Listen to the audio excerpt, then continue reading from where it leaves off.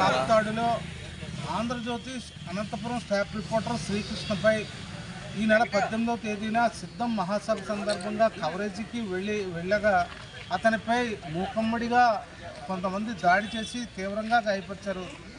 ప్రభుత్వానికి ప్రజలకు వారధులుగా పనిచేసే జర్నలిస్టులపై ఇటువంటి దాడులు ప్రజాస్వామ్యంలో చాలా దారుణం, అమానుషం.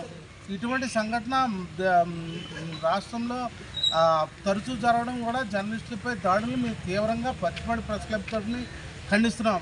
ఇటువంటి సంఘటనలు పునరావృతం కాకుండా ప్రభుత్వం అధికారులు చర్యలు తీసుకోవాలని డిమాండ్ చేస్తున్నాం.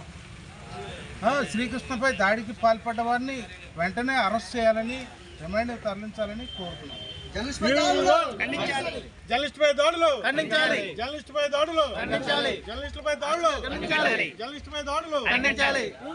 అనంతపురం జిల్లా రాప్తాడులో ఏబిఎన్ రిపోర్టర్ పై జరిగిన దాడిని ఖండిస్తూ ప్రత్తిపాడు నియోజకవర్గ ఎలక్ట్రానిక్ మీడియా తరఫున ఈరోజు తహసీల్దార్కి వినతిపత్రం ఇవ్వడం జరిగింది. ఈ సందర్భంగా మేము ఒకటే చెప్తున్నాం, ఏ పార్టీ అయినా కానీ జర్నలిస్టులకి గౌరవం ఇవ్వాలి. జర్నలిస్టులకి ఎక్కడైతే అన్యాయం జరిగిందో ఖచ్చితంగా వాళ్ళని కఠినమైన శిక్షలు విధించాలని చెప్పేసి ప్రభుత్వాన్ని ఈ సందర్భంగా మేము చూపిస్తున్నాం. ఏ జర్నలిస్టుకి అన్యాయం జరిగినా మేము పోరాడతామని, జర్నలిస్టుల తరఫున మేము ఉంటాం. ప్రతి జర్నలిస్టుకి ఏ అన్యాయం జరిగినా మేము వాళ్ళ వెనకాల ఉంటామని ఈ సందర్భంగా మీడియాతో తెలుపుతాం.